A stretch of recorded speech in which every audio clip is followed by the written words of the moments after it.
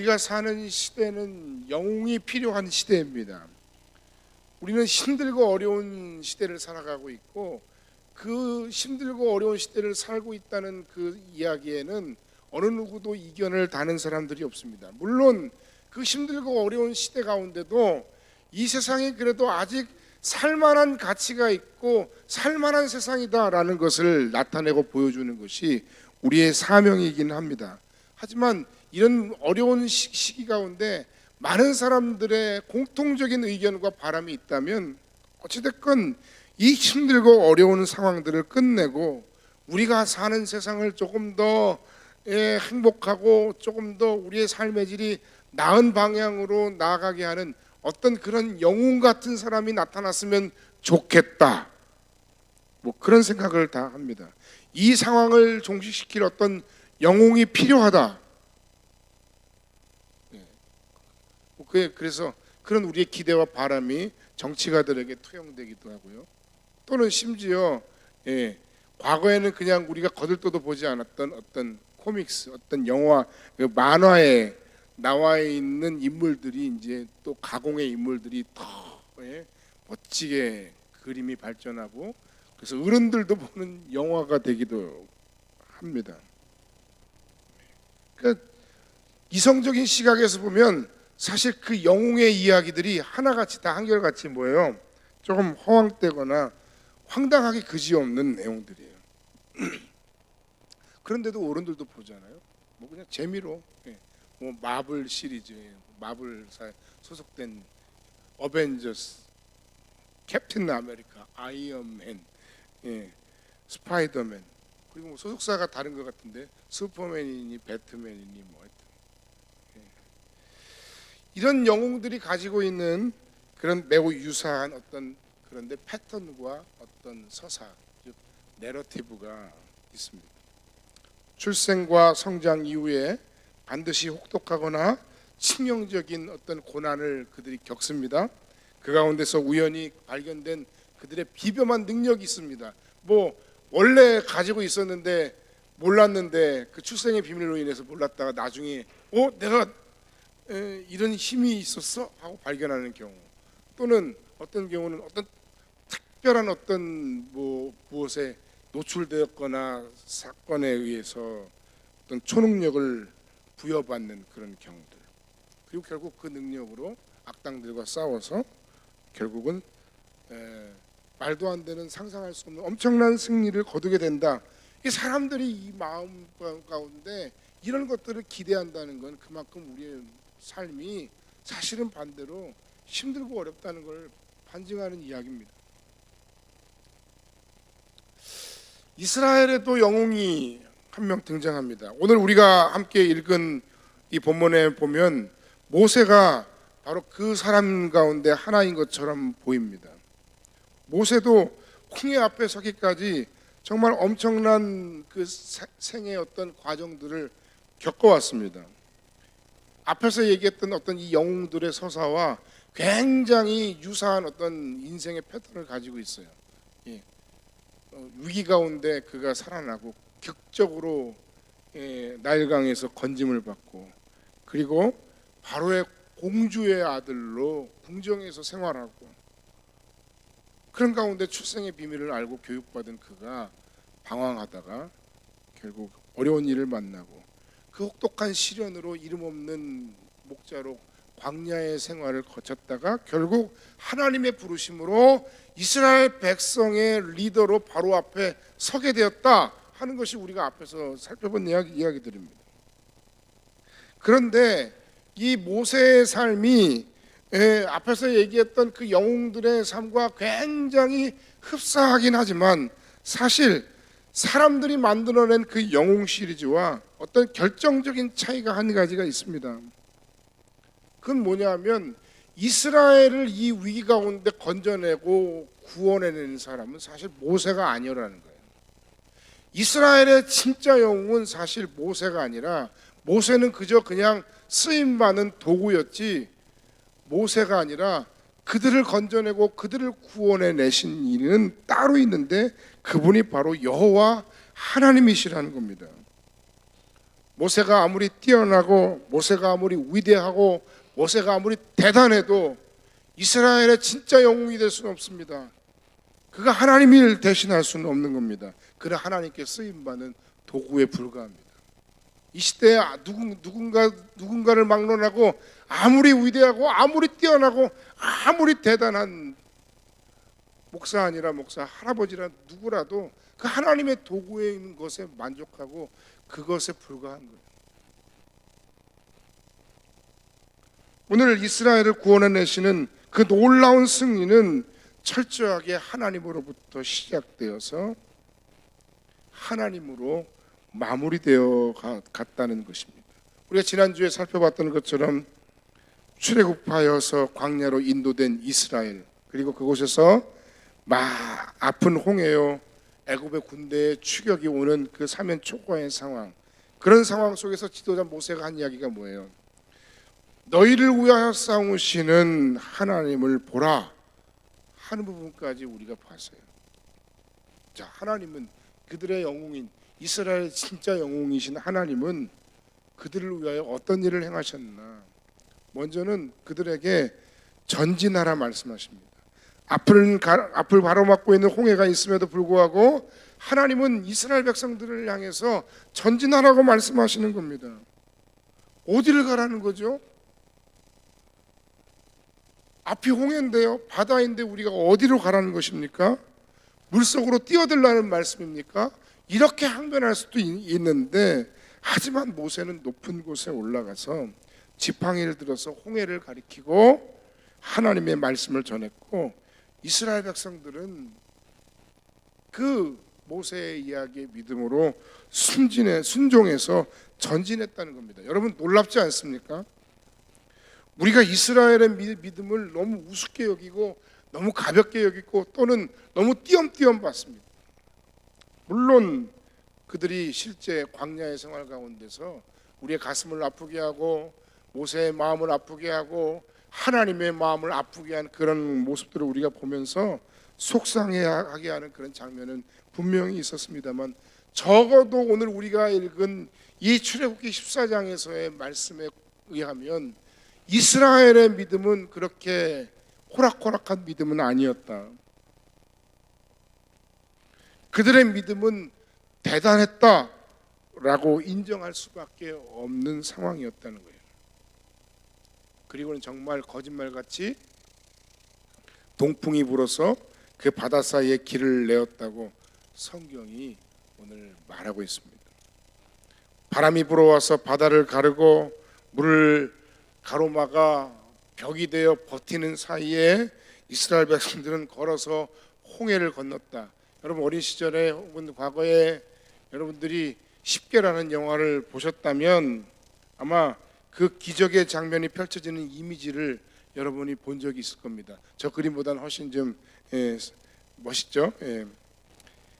그 이스라엘 백성들이 전진하라 하시는 그 하나님의 말씀에 순종할 때 하나님은 그 백성이 더 안전하게 건너기까지 바로의 군대의 앞길도 막으셨습니다.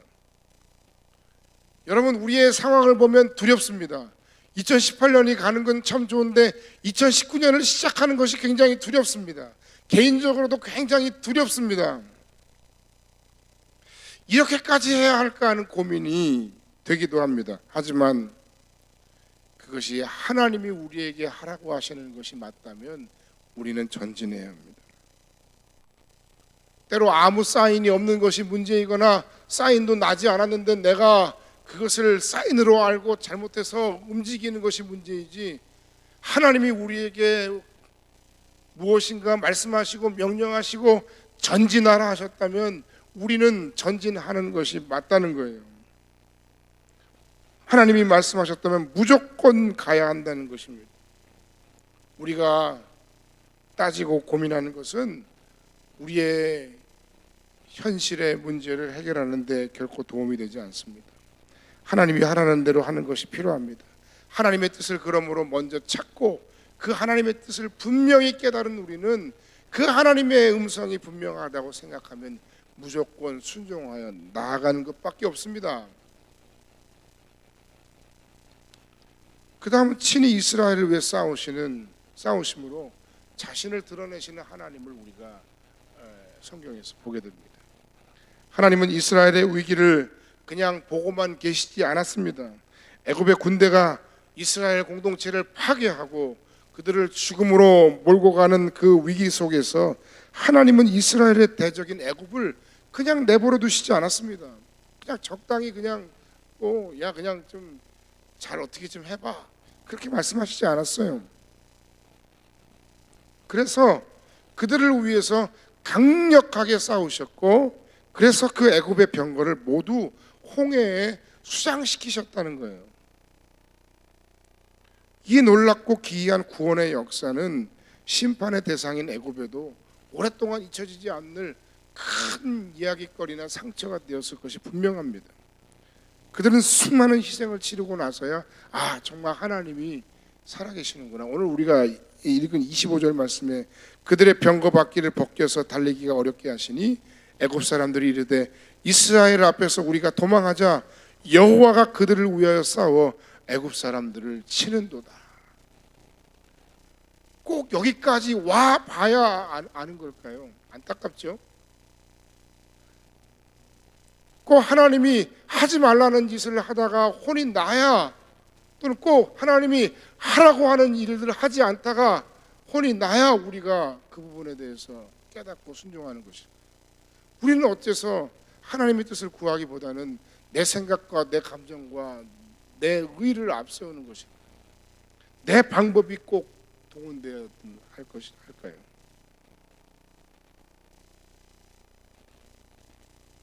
이 광경 속에서 결국 이 애굽의 사람들의 마음 속에는 하나님에 대한 두려운 마음이 생겼을 겁니다. 하나님의 하자만 들어도, 여호와의 여자만 들어도, 이스라엘의 이자만 들어도, 우리식으로 표현하면 그들의 간담이 서늘하게 높고 그들의 다리가 풀렸을 것입니다. 다시는 이스라엘을 공격할 엄두를 내지 못했을 것입니다. 여러분, 이스라엘의 진짜 영웅은 누구십니까? 모세입니까? 아니면 하나님이십니까?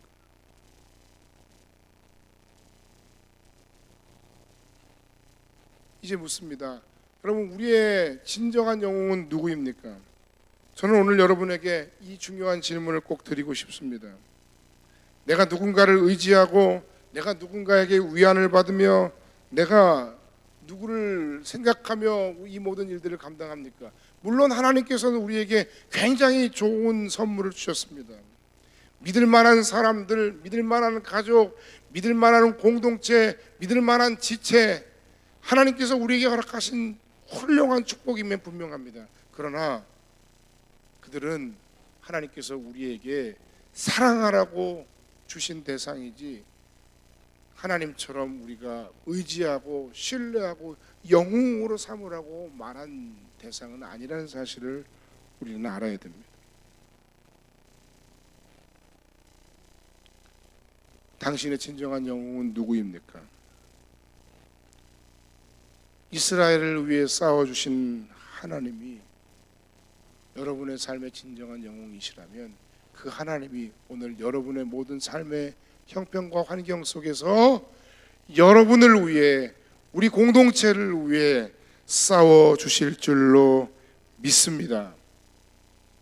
그렇게 하나님께서 우리의 인생 가운데 개입하시고 그렇게 하나님께서 우리의 공동체 가운데 역사하실 때 우리의 인생과 삶에 나타나는 놀라운 변화 두 가지가 있습니다. 첫 번째는 우리에게 진정한 믿음의 증거가 생겨납니다.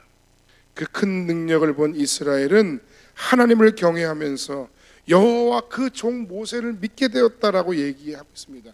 믿지 마, 제발 믿지 마, 절대로 믿으면 안 돼 라고 얘기해도 그들의 마음 가운데는 이미 그들이 경험한 하나님이 행하신 놀라운 역사들이 보았습니다.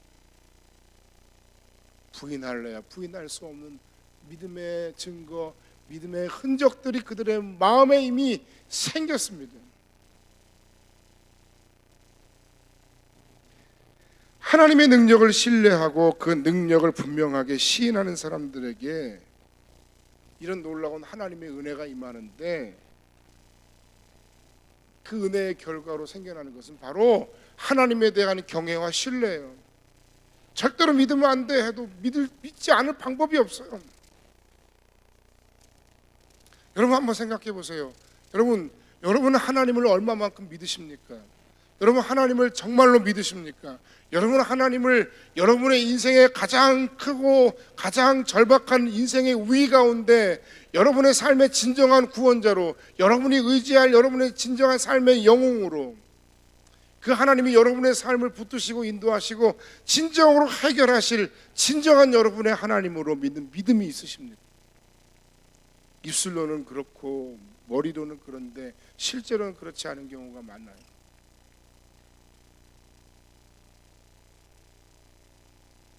오늘 이 하나님의 놀라운 능력과 구원의 역사는 백성들에게 놀라운 어떤 기쁨을 주거나 정말 하나님이 살아계시네 하는 그런 어떤 피상적인 어떤 고백으로 끝나는 것이 아니었어요. 그 하나님의 싸워주심, 그 하나님의 싸워주심으로 말미암은 그들의 구원의 역사는 그들의 마음 가운데 그들의 공동체를 그 믿음 안에서 서로가 서로에게 더욱더 단단하게 체결되고 단단하게 세워지고, 그리고 그 안에서 무너져 내렸던 그들의 신앙, 그들의 예배가 다시 회복되는 놀라운 역사를 나타냈다는 것입니다. 우리 성공교회도 큰 도전과 과제를 진행하고 있습니다. 너무나 엄청난 일을 감당하고 있습니다. 그런데 거기에 비해서 일의 진행 속도는 더딥니다. 그래서 인간적으로는 두렵습니다. 다 도망가면 어떡하지? 그러나 반대의 생각이 있습니다. 이건 정말 좋은 기회입니다. 우리가 우리를 위해서, 우리 공동체를 위해서 싸워주실 그 하나님을 진정으로 만날 수 있는 기회입니다.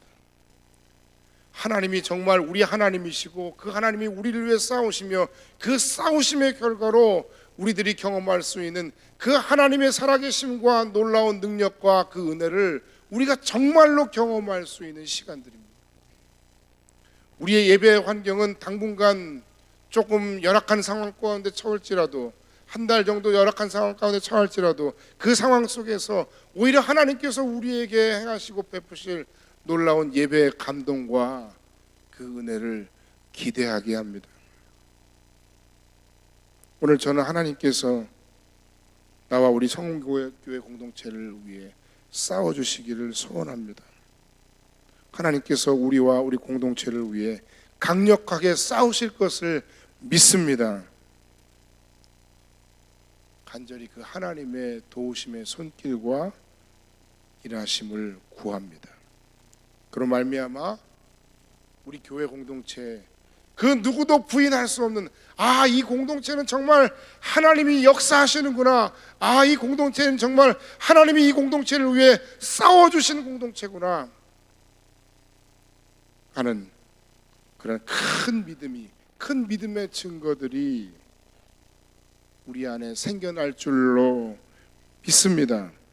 그래서 우리가 더욱더 견고하고 단단해지며 서로가 서로에 대한 깊이 있는 신뢰의 마음이 회복될 줄로 믿습니다. 그 하나님의 싸워주심으로 인한 우리의 변화, 두 번째는 진정한 영웅이신 하나님을 향한 구원받은 이스라엘의 찬양입니다. 진짜 찬양의 이유가 생긴 거예요, 여러분. 오늘 이스라엘에게 있어서의 최고의 영웅은 하나님이신데, 죽음에서 구원받은 이스라엘 백성들은 출애굽기 15장 1절로 10절 말씀 우리가 읽지 않았지만 1절로 한 2, 3절까지 읽으면, 이때 모세와 이스라엘 자손이 이 노래로 여호와께 노래하니 일렀을 때, 내가 여호와를 찬송하리니 그는 높고 영화로우시며 말과 그 탄자를 바다에 던지셨음이로다. 여호와는 나의 힘이요 노래시며 나의 구원이시로다. 그는 나의 하나님이시니 내가 그를 찬송할 것이요 내 아버지의 하나님이시니 내가 그를 높이리로다. 할렐루야. 모세의 찬양 그리고 미리암의 찬양이 그 한두 사람의 찬양으로 끝나는 것이 아니라 그 모든 이스라엘 공동체 전체의 찬양이 되었다는 거예요. 여러분, 오늘도 찬양했습니다. 회중으로 찬양했습니다. 여러분, 성가대가 찬양했습니다. 그 찬양 가운데 여러분, 이스라엘이 하나님의 놀라우신 능력과 그 구원하심에 대한 그 감격을 가지고 찬양한 것 같은 그런 찬양의 감격이 여러분에게 과연 있으셨습니까?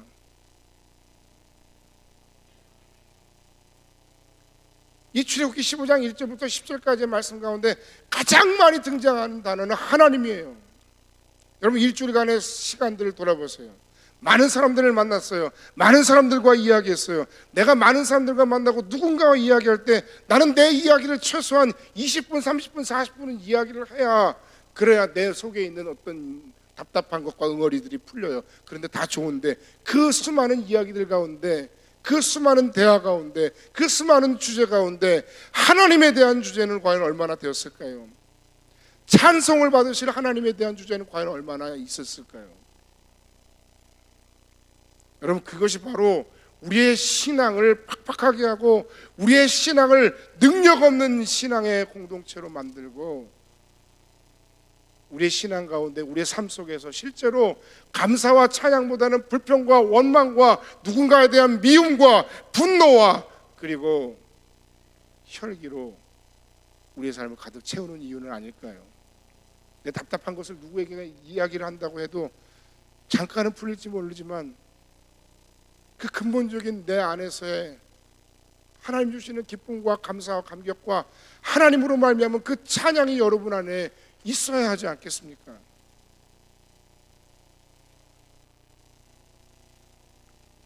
내 삶을 지켜주시고 새로운 생명을 허락하여 주신 그 하나님을 힘차게 부르며 그들은 그 하나님을 찬양하고 있어요. 여러분, 이 광경을 한번 묵상해 보세요. 이들이 부르는 찬양을 묵상해 보세요. 이들이 왜 이렇게까지 찬양하고 있을까? 홍해 앞에 그리고 애굽의 수많은 병거가 쫓고 있는 그 상황 가운데 끼어 있는 사면초가의 상황 속에서 건진받은 이스라엘의 찬양이 그렇게 절박할 수밖에 없었던 이유가, 그렇게 진정성이 있을 수밖에 없었던 이유가 무엇일까? 묵상해 보세요.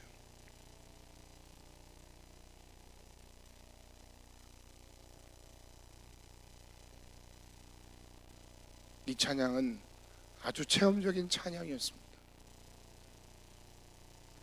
하나님의 싸워주심과 그 구원하심에 대한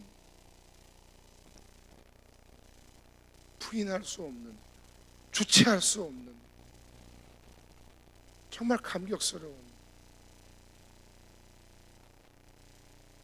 그런 그들의 찬양이었습니다. 그저 지식으로 알고, 그저 누군가를 통해 전해 들은 이야기로 알고, 어쩌다 일주일에 한 번씩 듣는 그 막연한 하나님에 대한 그런 고백과 그런 찬양이 아니라, 오늘 우리의 싸움의 현장에서, 오늘 우리의 고통의 현장에서, 오늘 우리의 아픔의 현장에서 우리와 함께 하시고 우리의 삶 속에서 친히 역사하시고 그 현장에 개입하시고 우리를 위해 강력하게 싸워주시고 그 싸워주심을 통해 그 위기와 고난 속에서 우리를 건져주신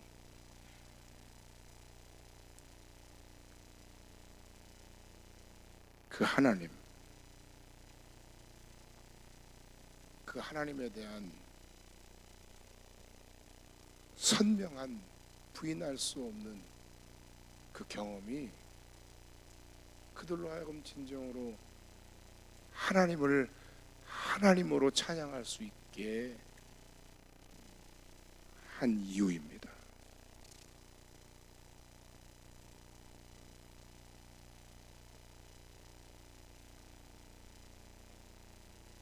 그리고 그 하나님을 체험한 이스라엘, 그 하나님을 진정으로 찬양할 수 있는 이스라엘은 드디어 새로운 공동체가 되었습니다. 정신없이 그냥 모세가 하나님이 우리를 보내셨어, 갈까? 한번 해보든지. 그래서 모세가 가서 하는 과정 가운데 10가지 재앙으로 갑자기 나가라 해서 우르르 막 그냥 짐을 싸들고 막 나가는데 정신없이 앞뒤로 포위되고 죽음의 위기 상황 속에서 그들이 잊고 있던 그 하나님을 그들이 이 홍해의 건짐의 그 구원의 과정 속에서 만난 거예요.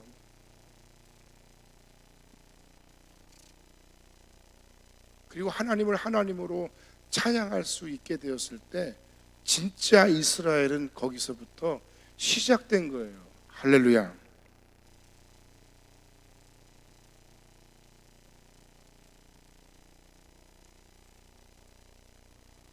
결론의 말씀을 드리고 말씀을 마칩니다. 새로운 공동체가 되어야 새로운 출발이 가능합니다. 우리에겐 여러 가지 종류의 출발이 있을 수 있습니다. 2018년을 마무리하고 2019년을 새롭게 시작하는 출발이 있습니다.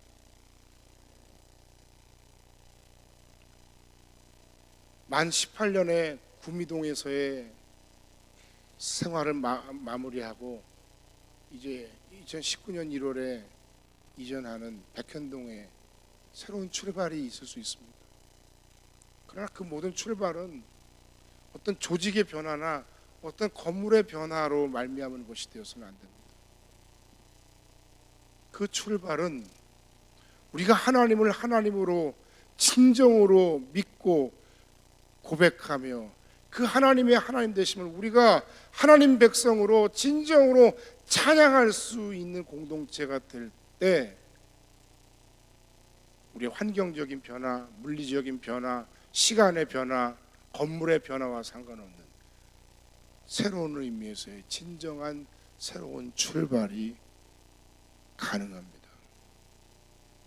잊고 싶은 과거가 있으십니까? 그 과거를 잊고 새롭게 출발하고 싶으세요? 여러분이 하나님의 백성으로 새롭게 하나님을 하나님으로 인정하고 그 하나님을 온전히 찬양할 수 있는 그런 놀라운 축복의 시간이 필요합니다. 새로운 싸움이 있어 두렵습니다. 그러나 이스라엘의 영웅이신 하나님, 그 하나님이 또한 여러분의 영웅, 우리의 영웅, 우리 공동체의 영웅이 되어주실 줄로 믿습니다. 우리는 그 하나님의 우리를 위해 싸워주심을 기대합니다. 믿음의 증거들을 경험하게 될 줄로 믿습니다. 그 모든 과정 속에서 우리는 진정한 찬양의 이유를 회복해야 합니다. 그렇게 새롭게 세워지는 성읍 공동체의 새로운 출발을 기대합니다. 우리 앞에 펼쳐질 새 길이 있는데 이 길을 걷기 위해서 우리는 이런 새로운 공동체가 되어야 합니다.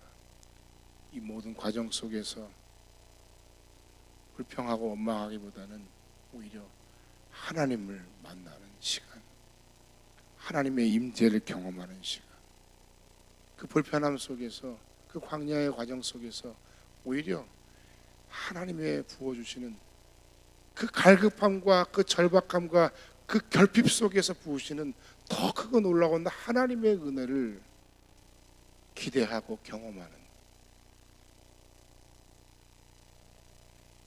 그 믿음과 그 찬양으로 우리의 공동체에 진정한 기초를 세우고 새롭게 출발하는 성음교회가 되기를, 여러분의 인생과 삶이 되어지시기를 주님의 이름으로 간절히 축원합니다.